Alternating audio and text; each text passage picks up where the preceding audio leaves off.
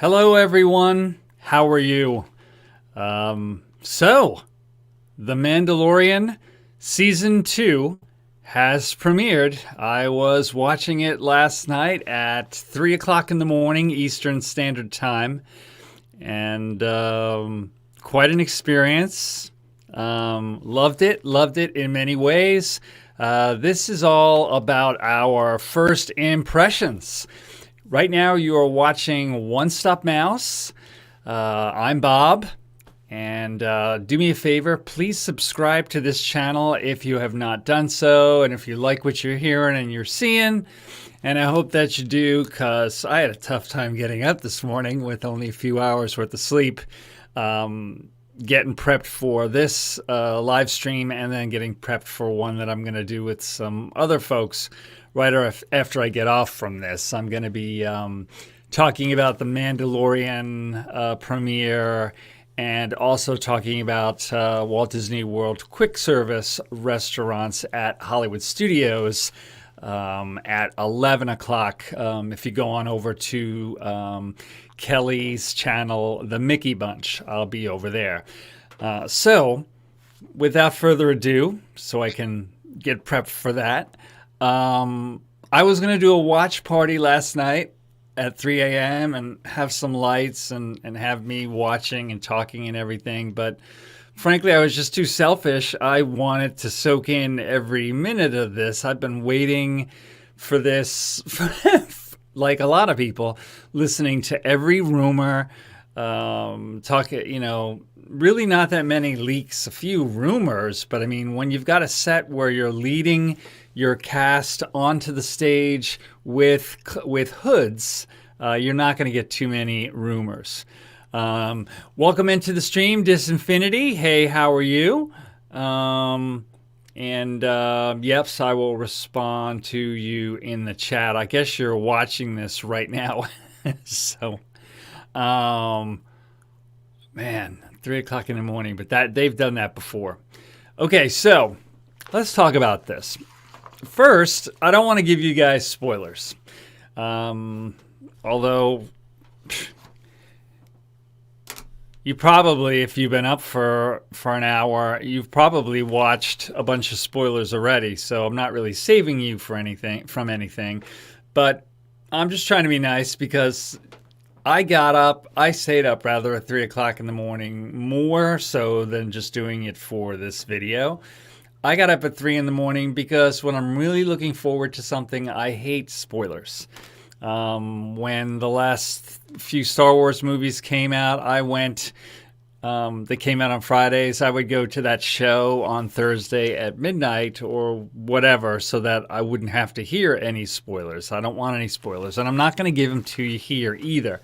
If you're into The Mandalorian at all, they're not going to be spoilers. If you've never seen The Mandalorian at all, nothing from season 1, zero. If you don't know anything, except for you keep hearing about the child or whatever, or, hey, that guy looks like Boba Fett.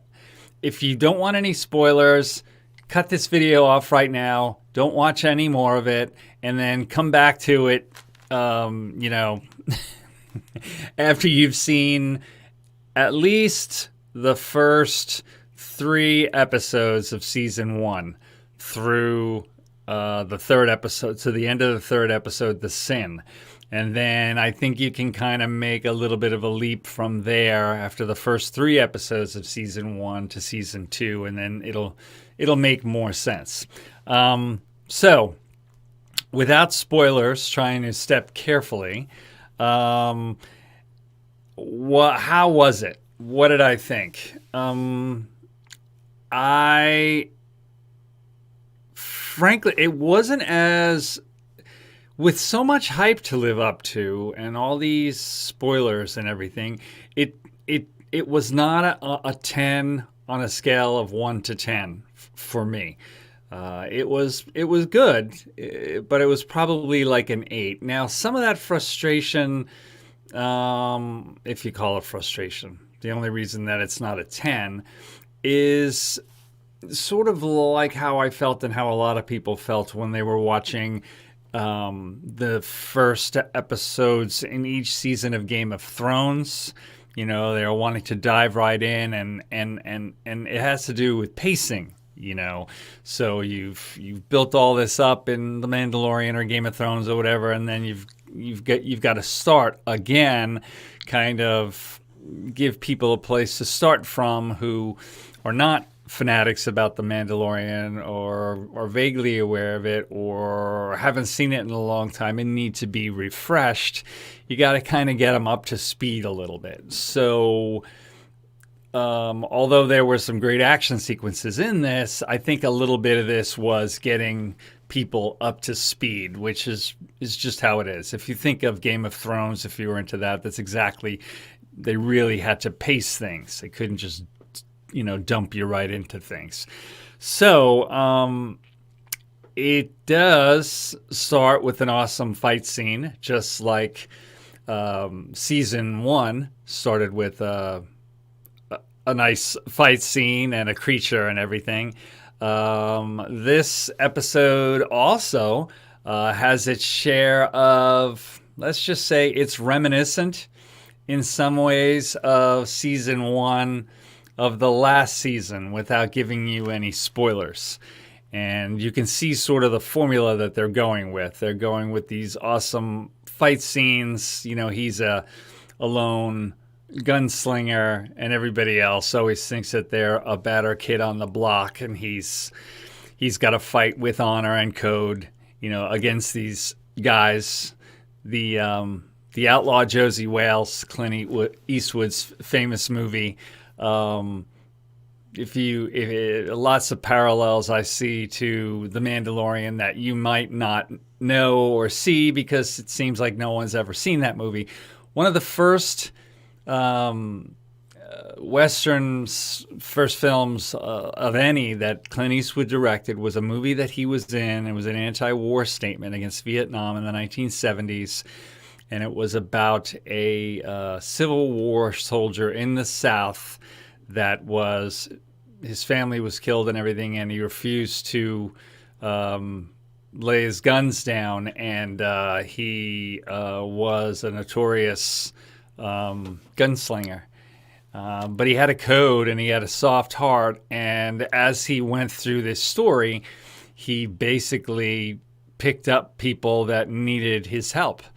A mother and a young girl and her grandmother, an old Indian, an Indian squaw that was being abused, all these people, and a stray dog.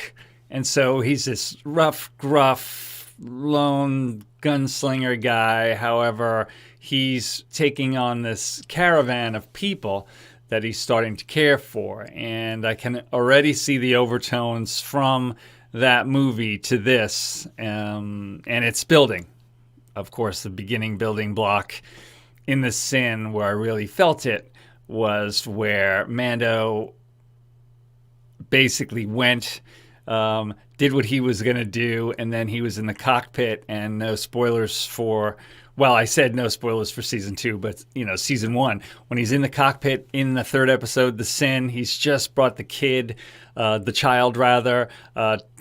the guy that hired him for all the Beskar, and then he picks up the little ball that's the top of the throttle, and he's looking at it, and earlier in that episode, he had taken it away from the child and said, "This is not a toy," and he looks at it, and the camera moves in on him slow, and he shuts down all the engines and everything, and he's got on his great Beskar armor now that he's just been outfitted with, and he goes in there to get the kid because he's going to do the right thing because this is a foundling.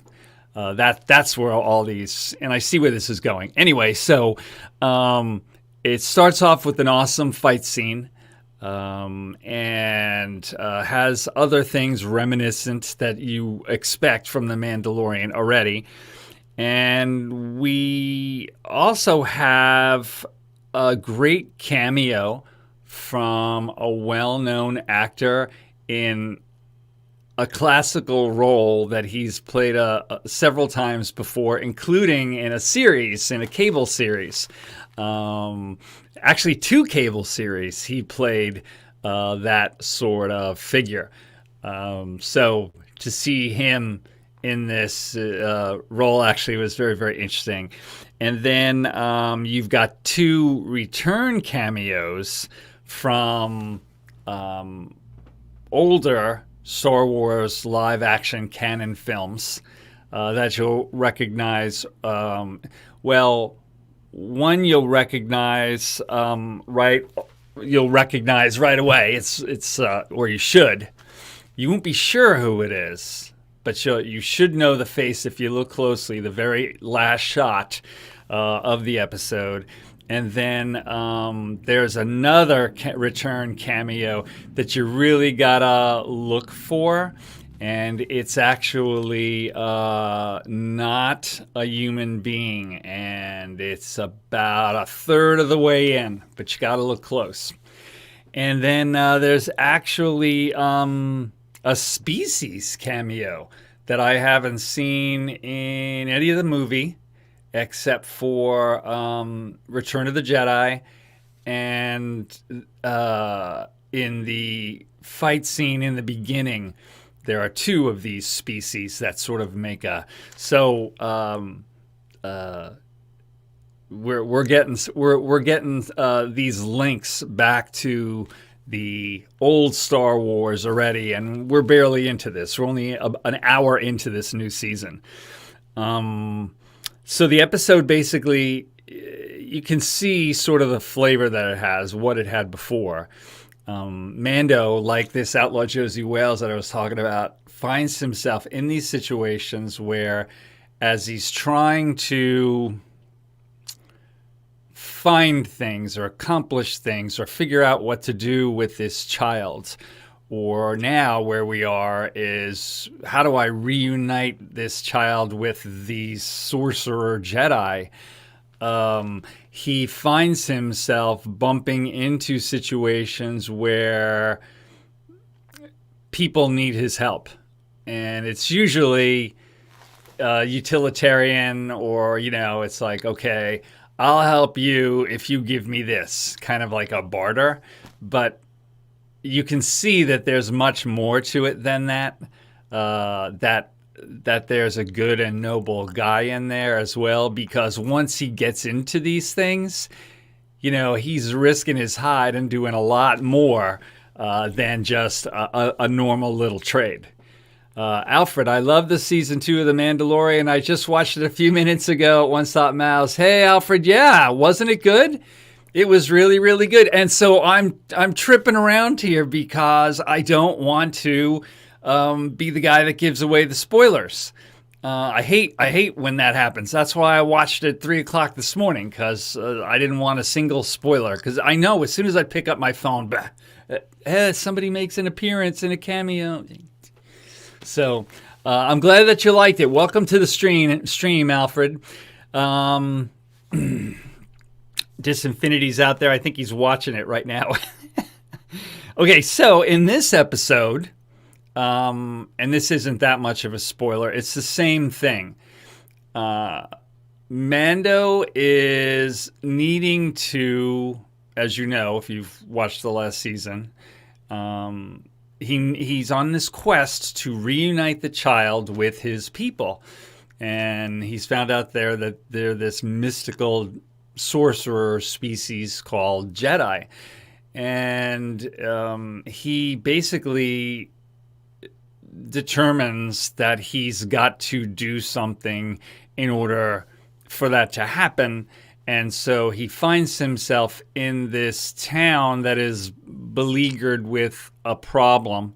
And this is part of like the formula from last year too, sort of.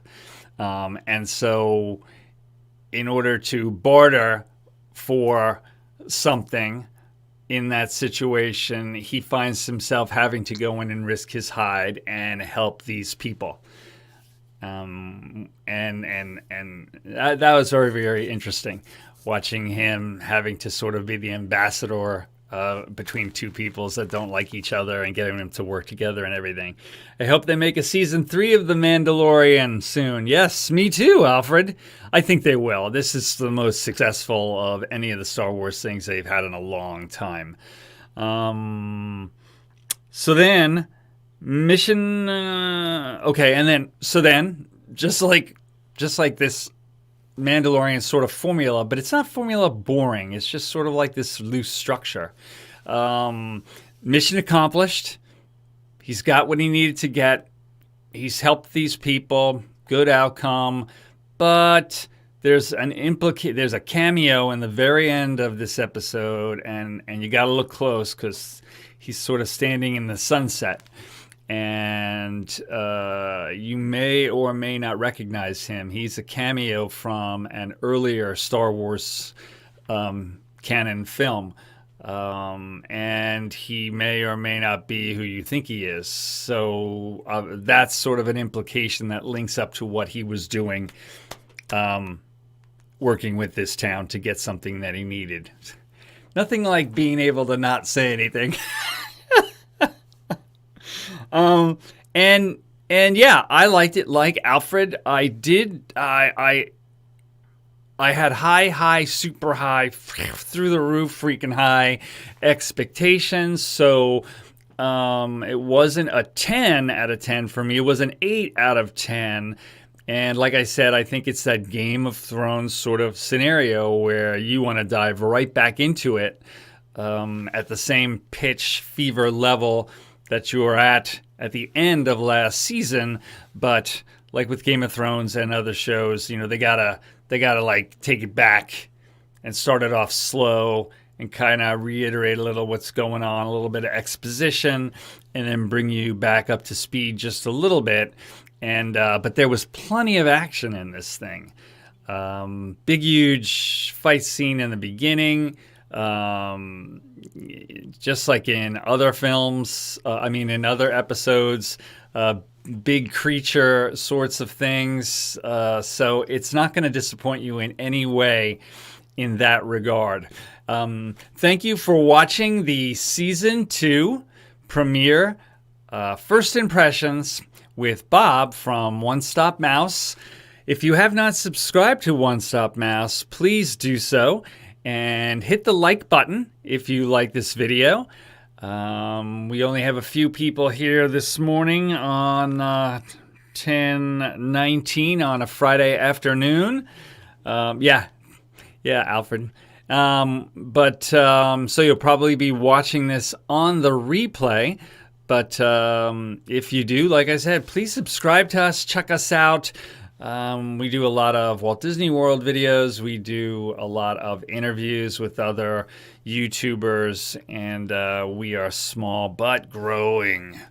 And that really, let's see, I guess the one thing that I'll touch on before I sort of wrap up, I was only thinking this was going to be about 30 minutes, this video. The one thing that I'll touch on is you did have a couple of cameos, like I said. An actor, famous actor cameo, some characters from previous films that you got to be careful to actually catch, and actually a species cameo from Return of the Jedi. Of course, the rumors have been flying about, let's see, we're right there, Ahsoka Tano from the animated Star Wars canon. Everybody is super psyched and hoping that she is in Season 2 of The Mandalorian. And supposedly, you can never tell about these rumors. Supposedly, she's being played by actress Rosario Dawson.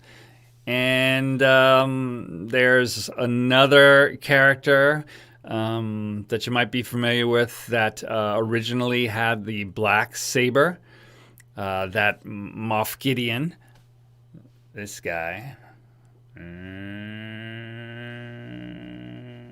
has, that you saw at the end of Season 1. And that character from the animated series, that Mandolorian, who actually takes her helmet off.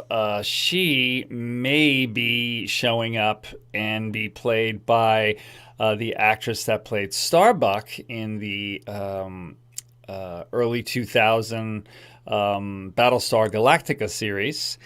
And then there is the young woman that you see in the Mandalorian Season 2 trailers when they're on Mando and the child are on this ship. And there is this cloaked figure sort of in the background. And she is a wrestler, a fairly well-known wrestler, and she's got some part to play. So very, very excited about what's to come and how these rumors may or may not come into play. You can obviously see up in there behind Mando, that's Boba Fett's armor, and how that's all going to link together was also implied, not really described, but the idea was introduced. Are we going to see him? So, I promise, no spoilers. I'm not going to spoil. You just got 22 minutes of chit-chat from Bob at One Stop Mouse about Season 2, the premiere. Overwhelmingly loved it. 8 on a scale of 1 to 10, only because I was impatient for it to dive straight back in, just like I would be with Game of Thrones, and they were just pacing themselves a little. Lots of great action, though. Keep your eyes open. Interesting cameos of species and non-living beings, and a famous actor who's played the sort of part that he plays in this first episode as well. Please subscribe to One Stop Mouse. Hit the notification bell if you would to stay notified of future videos, because I'll do things like this all the time that are on the cuff. I had other videos that I was doing, and I decided last night at 1 o'clock in the morning that I was going to do this video today. And so I put out the little promos and stuff on Instagram last night at like 1:30 in the morning. And so if you didn't have notifications on, you probably wouldn't know that I was doing this today. Hey, Bob, Bright Suns. Hello, sir. Mouse Talk. That is my friend Walt from Mouse Talk. Good morning, Walt. How are you? Did you watch The Mandalorian? What did you think? Haven't watched the second season yet. Okay, well, I didn't give any spoilers out. I basically just gave it an 8 to 10 on a scale of, an 8 on a scale of 1 to 10. And there's a famous actor cameo. There is a creature cameo that hasn't been seen since Return of the Jedi. And there's a human being cameo that hasn't been seen in since one of the films for a long time. And then there's another cameo at the very end that sort of implicates things that are going on. And Mando finds himself... Yeah, it's only one episode. They're only doing one at a time. From what I hear... the overwhelming success of The Boys and how it got people engaged in the Amazon Prime network has basically told Disney Plus that that's the way to go. So, hey, at Mouse Talk, Alfred. That's really it. No spoilers. We'll talk some more about this later. Like I said, please subscribe, hit the notification bell, like this video, and come back and see us. We'll see you real soon. Why? Because we like you.